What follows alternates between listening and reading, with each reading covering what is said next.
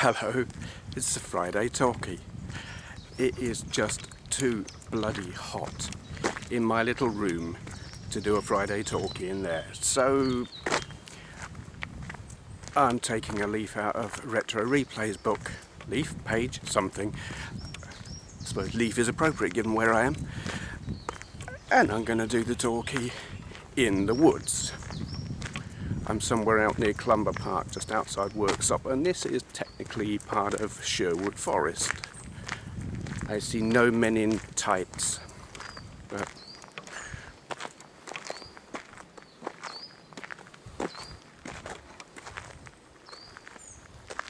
that's where I am.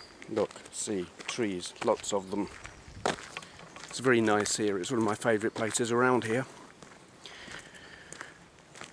So what the hell have I got to talk about that's relevant? I am distracted. It is so bloody gorgeous here. I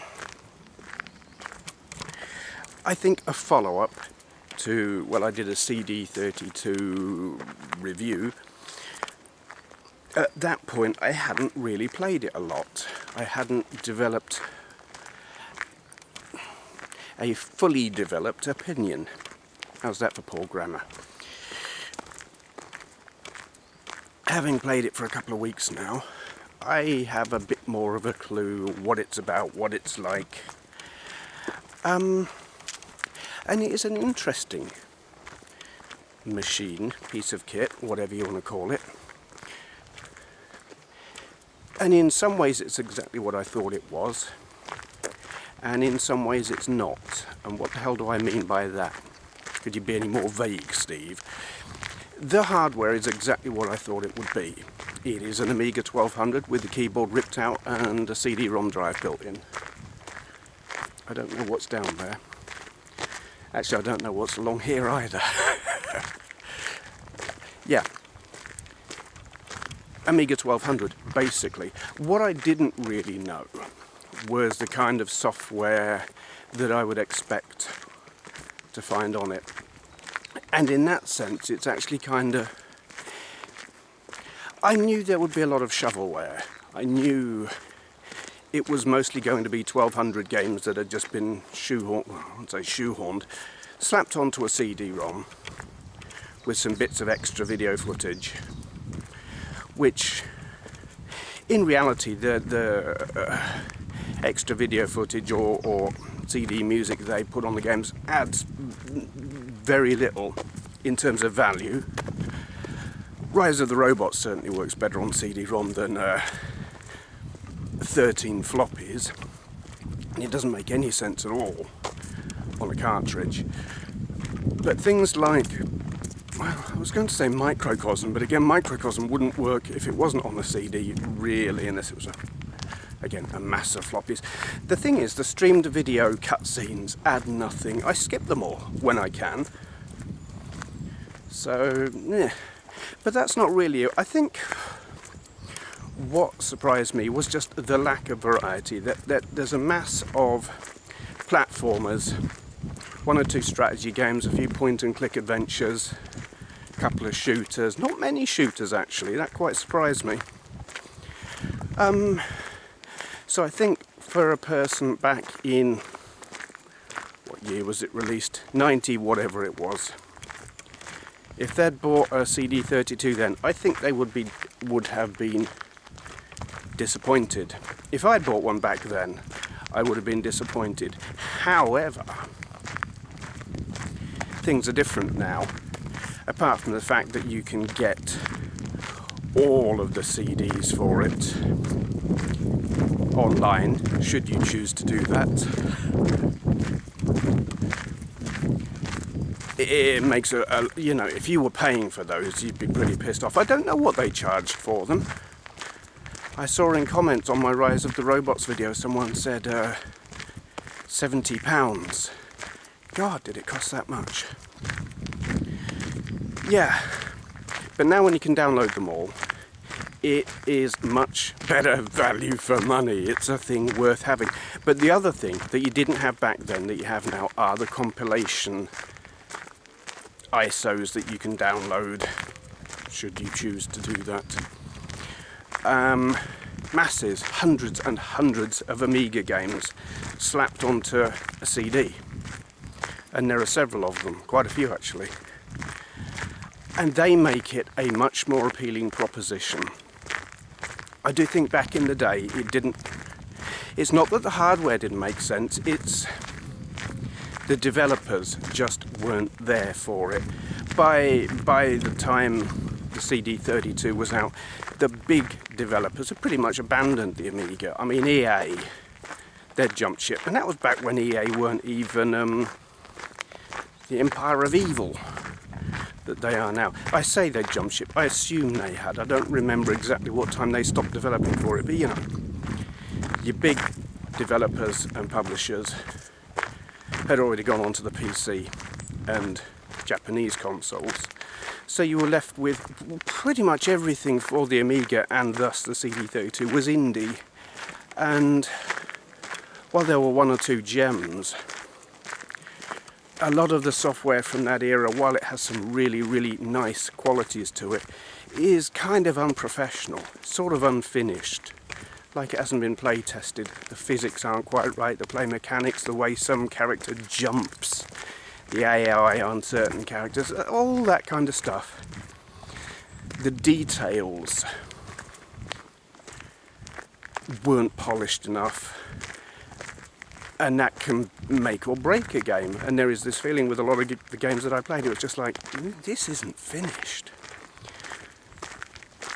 But that's the CD32 games. The Amiga games, the ones that have been put on these compilations, they are from, or frequently from, an earlier period when more professional developers, shall we say, were working on it, or more accomplished or something. And there are some utter gems, real quality on it. So it may not have been a good buy back in the day, but it certainly is now well worth, if you can find one at a sensible price, or are lucky enough to have someone give one to you. They're great, well worth having. Okay, that's that. I'm just looking around now. I don't know, I have been along this path before, but only a certain distance. I don't know how far it goes.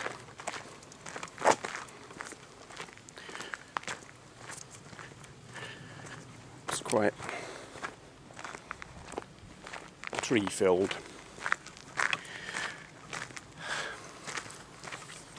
What else? I got an email last night, and I want to say hi to the author of that email, Paul from Swansea. Hi. Are you driving right now? Paul sent me an email saying, I mean, I get a lot of emails from people telling me, you know, they like what I do and whatever. This one just kind of struck me in that he listens to my FridayTalkie whilst driving daily. He's a truck driver, and he drives from South Wales to Birmingham and back every day. And he listens to my FridayTalkies while driving, and it just, I don't know exactly what it is, the point I'm trying to make. It just struck me as cool. When you're doing a channel like this and making videos like this, you don't really think very often about the circumstances that people may find themselves in whilst watching or listening. I shan't say may find themselves in, may choose to listen, watch, whatever. It never occurred to me that someone will be listening to one of these whilst driving from Swansea to Birmingham. What the hell? There's a big bulge on a tree. I do hope that's not some kind of wasp's nest. I don't know. yeah, for a long time I watched videos on YouTube on my PC, on a monitor, and I didn't even maximize the window. Oh, this is getting heavy. I would have it in a, you know, whatever was the default window size, and that was how I watched. And I just assumed that's how everyone watched. And then I hooked up my big LCD TV when I rearranged everything. And now I watch everything in high definition with the screen, you know, maxed out, full 32 inches, blah blah. You know, I maximise the screen. That's what I'm trying to say. It's actually hard to walk and talk. Oh. And so I kind of started to grasp the idea that, hey, just because I watch things a certain way doesn't mean everyone else does. And then every once in a while I'll look at YouTube's analytics, and I find that a lot of people are actually watching on mobile phones, unencumbered by the burden of ads, no doubt.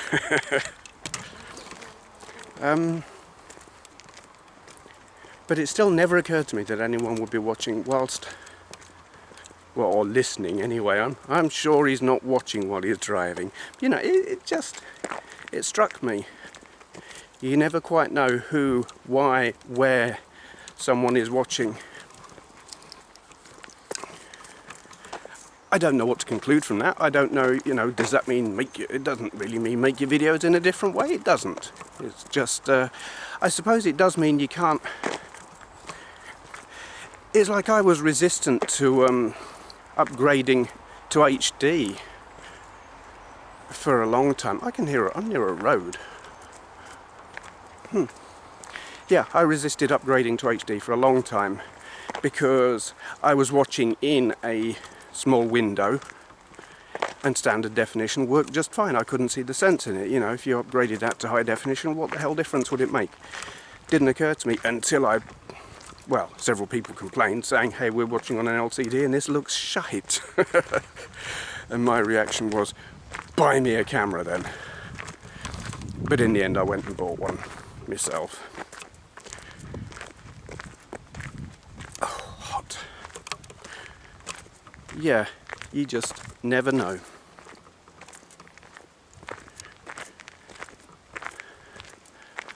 Hot.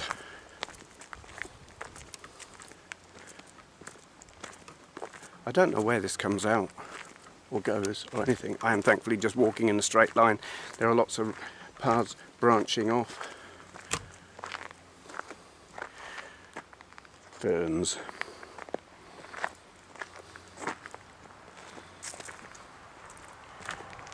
I think I might be coming to the end of it. There is a road ahead, I can hear it.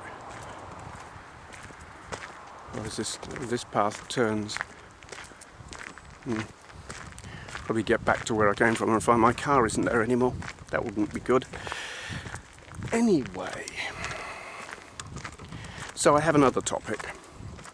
This is a video response to chrismadagames, who he asked a question, an open question, so if any of you would like to answer it as well, please do. Video responses he's looking for. I'll link to his video down there. I'm having to roughly remember the title of it because I can't look at my screen right now.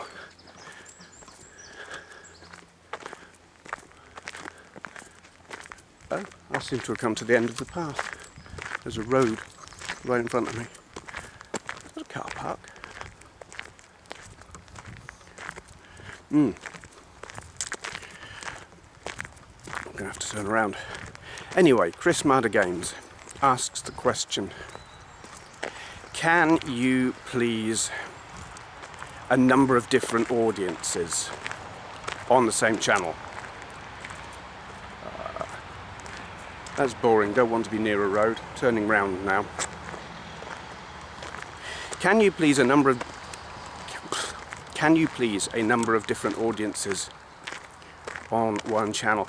And by that he means, well, he does videos of assorted different things: retro games, FIFA games, other stuff that would potentially appeal to different audiences.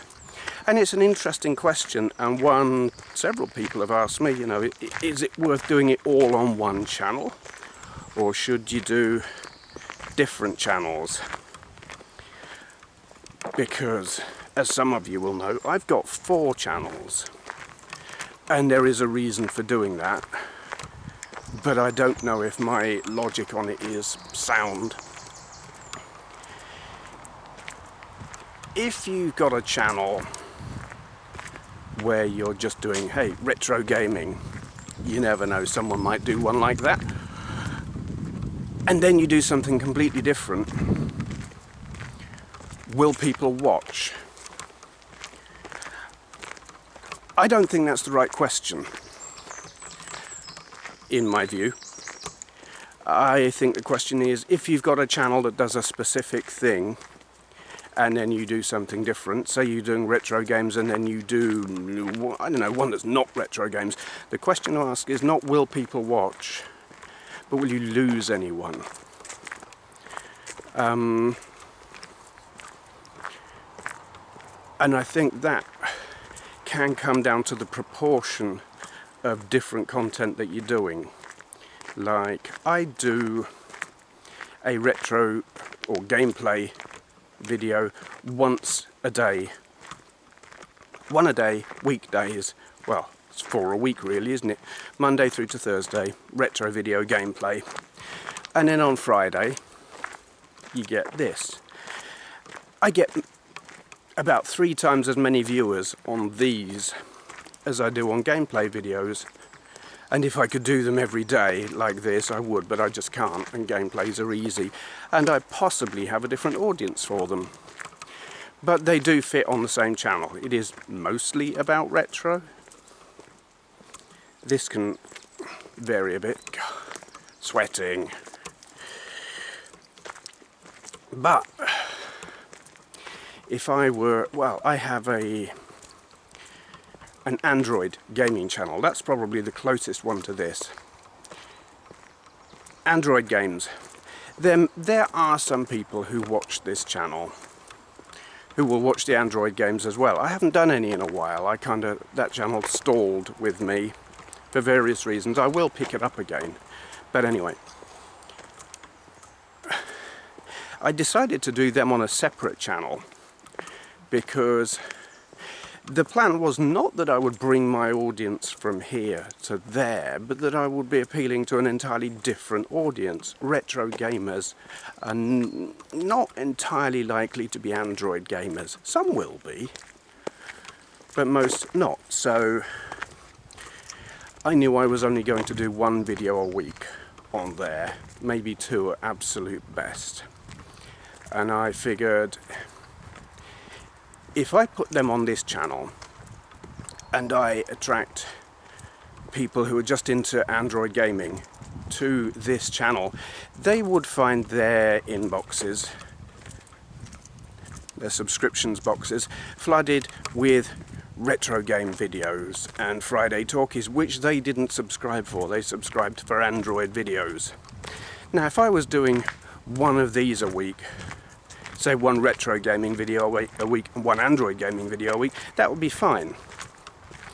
But when the proportions are weighted a long way towards one type and not the other, I think the ones where people subscribe for the lesser video, the one where there are fewer videos, they're going to go, because they're going to find loads and loads of stuff appearing that they didn't want. So I did it separately. I think also if you're making content that is just so completely irrelevant, like I've got 2 other channels, well, 3. Got the Android channel, playing Android badly for those who are interested. I've also got Benway's World, which is just bits of my life, if you like. This kind of video, if I wasn't talking about gaming a bit, would actually go on that channel. You know, I go places, it has holiday videos, it has pet videos, it occasionally has me vlogging a bit. That goes on there, and it would not be right to be putting them on this channel. You subscribe for retro gaming, you don't want to see my dogs. Maybe, some probably would, but if you want that, subscribe to my other channel, Benway's World. And then of course there's Isambard Montague. His channel's stalled at the moment as well. He's a political satire channel, puppet based. And that is so utterly far from what I'm doing here. Very, very much a niche audience. You've got to be very anti-Tory, have a very dry sense of humour, recognise satire and irony, and that what he is saying is completely the opposite of what I believe. His values are appalling. That kind of thing has to be kept separate, because put that on here, it's not that people wouldn't watch, it's that I would lose people. And I think that is the key thing. It doesn't matter if people don't watch, if you're doing several different types of video. It doesn't matter if some people choose not to watch certain of the videos. Like I say, I get 3 times as many people watching the FridayTalkie than watch the gameplay videos. But I'm not losing it. Well, if I'm losing people, it's not many. You know, some will subscribe for the FridayTalkie and the gameplay videos. I don't think they're leaving, they're just not watching them, and that's fine. And that's really what it's all about. If the subject matter is vastly different, or if the proportion of one type of video is far greater than the other, I think it pays to separate them out and not put them all on one channel, because it won't just be people aren't watching, it will be you'll lose people. And for all that I know, there are lots of people who say, I don't care about views. I don't believe that. Why would you be making videos if you didn't want people to watch them? And surely you want as many people to watch them as you can, otherwise why do it? I mean, yes, there is the community, the meeting friends, but that's all part of it. You need people to watch to get that, and you don't want to lose them.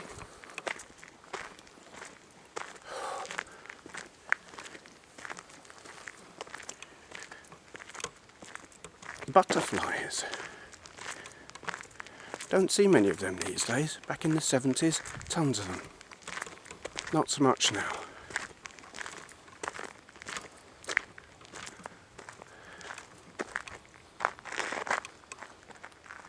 I don't know why, but I like woods. Possibly where I grew up there weren't actually many woods. You had to go quite a way to find a decent forest that you could go walking in. And they were mostly private and you couldn't go in anyway. Anyway, I have a shout out. That's going to be kind of hard to do here. Guess what? I can't swing the camera around and point it at the screen. I suppose I could actually I could pull a screen up on my iPhone and display it on there, but I'm not gonna. I'm walking. Look at this. Wow. It's just sun in my eyes.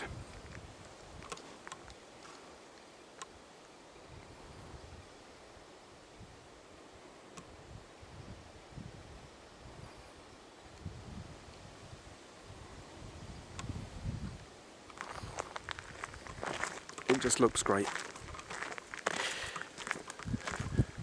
Okay, so shout out. TheSamuraiRabbit. Some of you will have encountered him already. He is a very, very cool character. He comments a lot here, and I suspect is very active in the community and interactive, and I've seen him commenting in various places, so I know some of you will know him.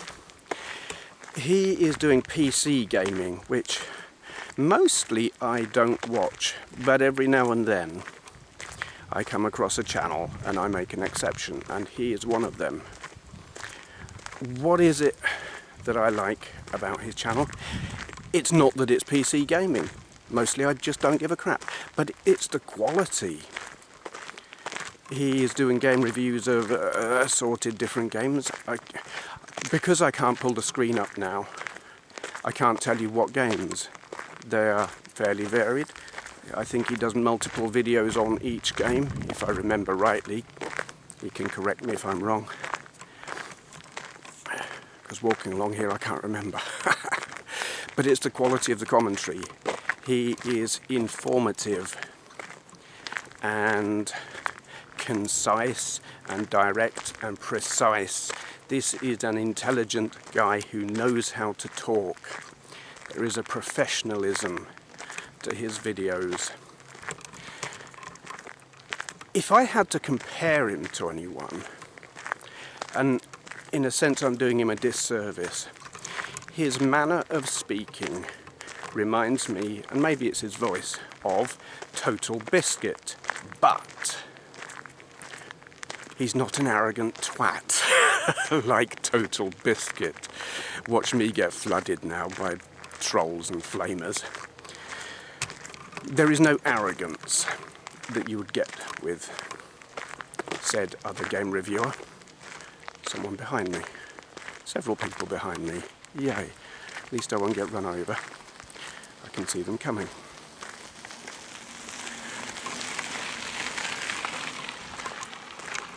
Yeah, but he has that pace and that... You get the feeling this guy knows what he's talking about, he knows what he's doing. There is a quality and a professionalism that you don't get everywhere. And sometimes I don't give a damn about that. Sometimes I like something that's rough and ready and looks like it was just thrown together. I know someone who does that. But sometimes I want to watch something by someone who knows what they're talking about. And he gives every appearance of being that kind of person. And it's all about quality, and that is what you get there. And that may not be for everyone who's watching here, but it will certainly be for some. And beside that, he's just a really nice guy, friendly, communicative, and fully deserving, I believe, of a shout out. I mean, he's got, if I remember rightly, it's 200 and something subscribers, and I was gobsmacked when I saw that, when I saw the quality of his output. That sounds bad. Who's behind me now?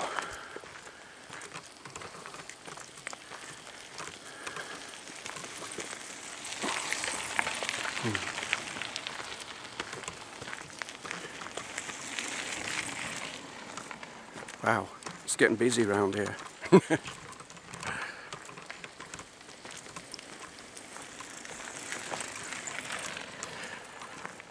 Bike rides. I should bring my bike up here, except it won't fit in my car, and I don't want to cycle all the way up here. Though it is cycling distance, I'm lazy.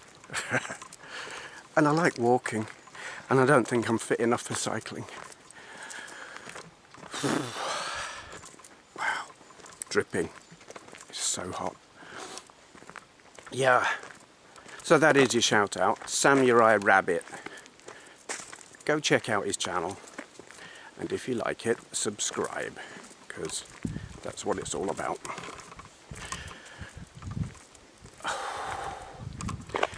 So, I don't need to swing the camera around again, because it's already pointing at me. What have we got coming up then? Well, there will be more CD32. I want to do some more dragon stuff. I don't know if I'm going to yet, because something else has caught my eye. But I'm not actually going to say what that is yet. So, because it might not work. While I sometimes say I'm going to do something and then don't because I don't get around to it, I don't want to say I'm going to do something and then find I actually can't because it doesn't work. What's the difference? I don't know really. I'm just awkward like that. What's this? Looks like a water tank.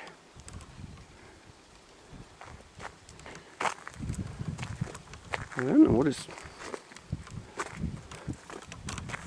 I don't know why that would be there. How odd.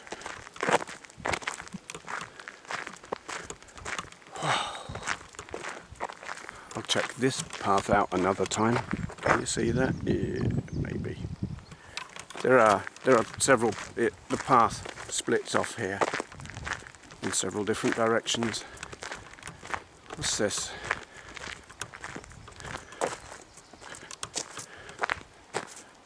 Okay.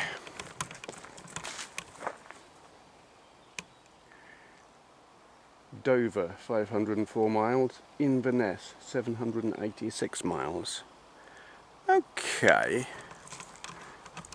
It's not really what you expect to find in the middle of a forest. Sherwood Forest. But whatever. Don't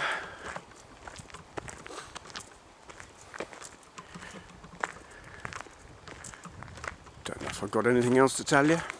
Probably not. So, I shall go now.